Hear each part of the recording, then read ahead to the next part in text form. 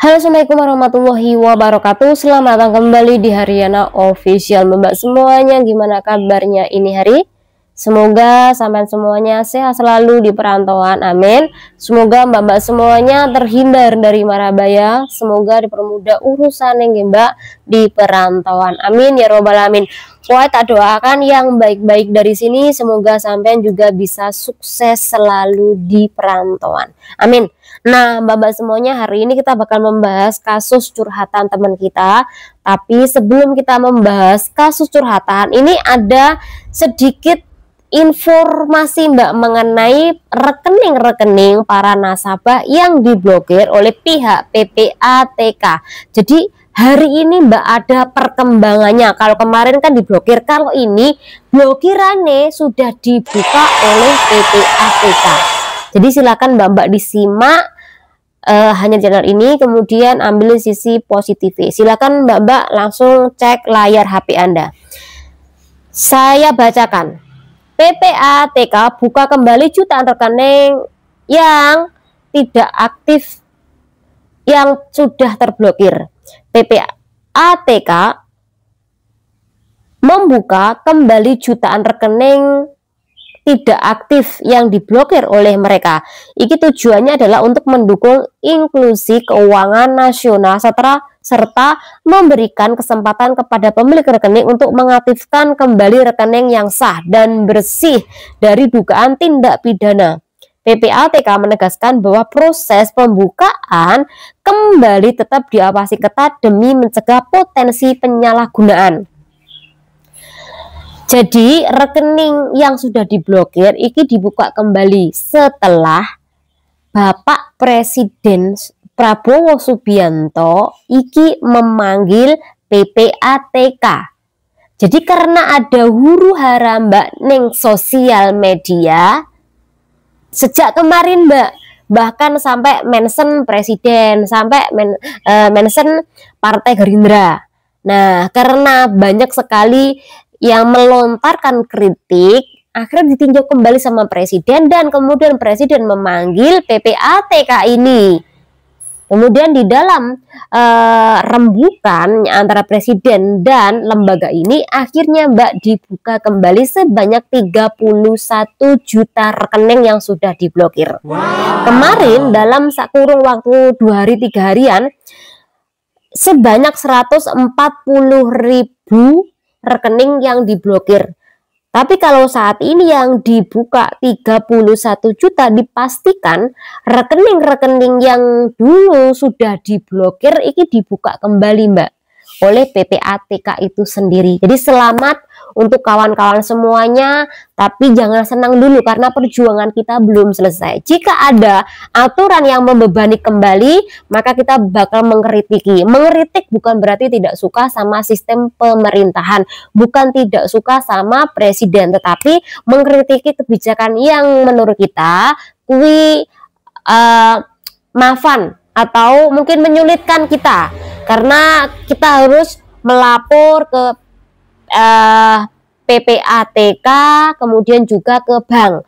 Kalau ke bank enak mbak, mungkin kalau kita nggak memakai selama 3 bulan, nggak memakai sama 6 bulan, nggak memakai sama setahun, enak, nanti mereka blokir, kita minta bukanya.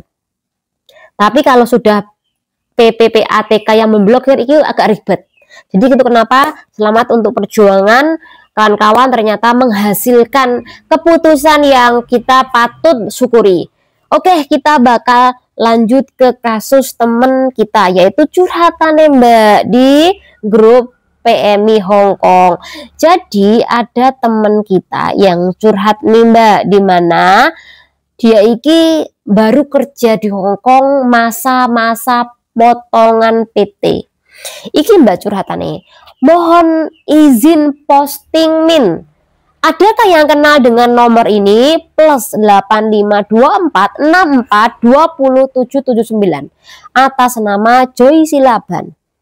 Dia telah mencuri uang di dalam tas dompetku sekitar $3.610. Mohon bantuan dan infonya tentang si pencuri ini, dan saya sudah melaporkannya sama polisi. Namun alangkah bagusnya iki lebih cepat ditangkap biar tidak ada korban yang lain. Mohon info teman-teman seperjuangan, dan uang itu untuk bayar potongan gajiku dan juga untuk bayar PT, potongan agensiku 10%. Namun saya sangat bodoh sekali percaya sama orang yang saya kenal di Facebook. Jadi Mbak iki ceritane si korban ini kenalan sama anak baru juga yang kerja di Hong Kong, dan kenalannya ki melalui Facebook. Mungkin merasa nih baru kerja di Hong Kong, mungkin kita senasib sepenanggungan, jadi mereka kui kenalan. Nah tapi dimulai dengan kenalan di Facebook. Nah setelah kenalan di Facebook kemudian beralihlah melalui WA untuk mengakrabkan. Nah di WA kan saling tukar menukar nomor WA. Jadi dari nomor WA mereka lanjut Mbak ketemuan. Nah setelah minggu itu mereka ketemuan, mereka ku jalan-jalan ke pasar Mbak. Setelah jalan-jalan ke pasar, nggak tahu bagaimana rurutan dari kasusnya, tapi temen kita ini atau korban ini tiba-tiba kehilangan tas, dan di situ selain uang juga HP-nya hilang.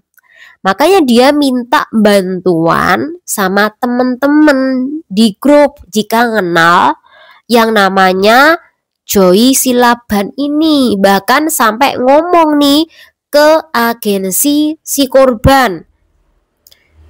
Ya kan harus terus terang ya Mbak, kalau duit yang harusnya dia buat bayar PT potongan agensi tapi malah hilang.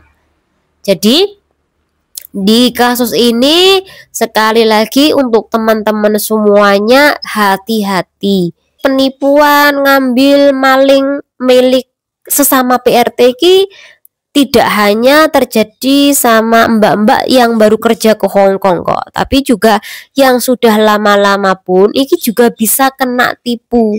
Tetapi bagi mbak-mbak yang sudah lama kan sering sekali membaca informasi, kemudian kumpul ke grup. Nah kalau kumpul ke grup baca informasi, jadi mereka kuwi lebih berhati-hati dan lebih wanti, mawas diri untuk tidak mengenal sembarang orang sekalipun itu berasal dari Indo juga.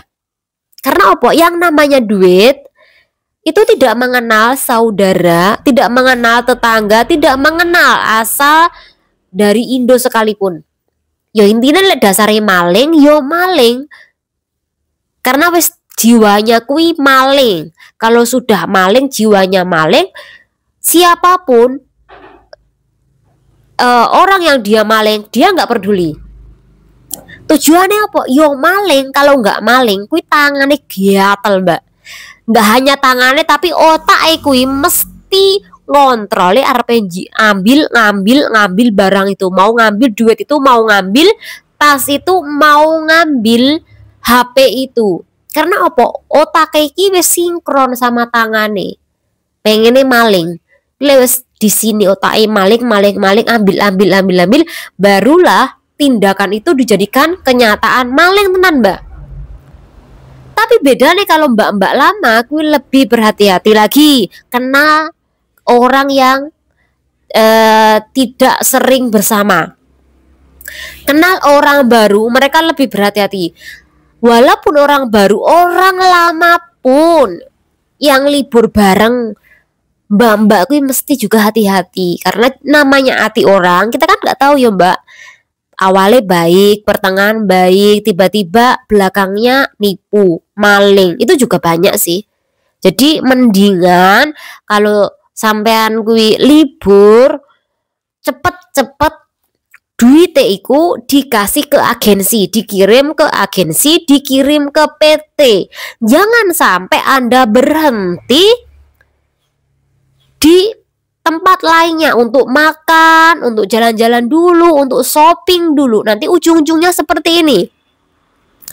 Alhasil opo, duitnya sampai hilang, yang harusnya buat membayar PT sama agensi malah dihilangkan oleh Anda sendiri karena Anda terlalu ceroboh percaya sama orang asing yang baru Anda kenal di Facebook. Jadi hati-hati ya Mbak kalau libur, kalau bawa uang cepat selesaikan tugas Anda sebelum Anda iki jalan-jalan, belanja atau mungkin ketemu teman.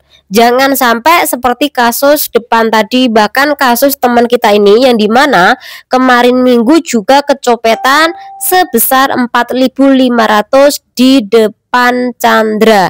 Jadi iki mungkin Mbak mau kirim duit tapi keburu sudah kecopetan.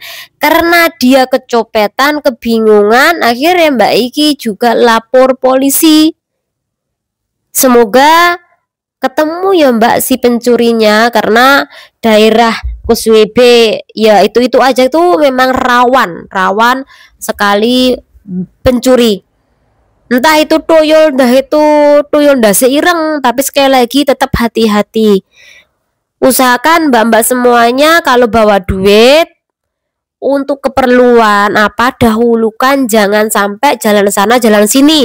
Ini peringatan, jangan sampai kecopetan seperti kawan-kawan kita yang dua tadi. Eman-eman Mbak, yang satunya 3.000 lebih, yang satunya 4.500 atau sebesar 9 jutaan. Eman-eman duit dikumpul nih, pelan-pelan mau digunakan, mau dikirim, tapi ternyata mau dikirim sudah kecopetan duluan. Ya Mbak yo, hati-hati yo. Semoga dengan pembahasan ini bermanfaat. Tonton diri.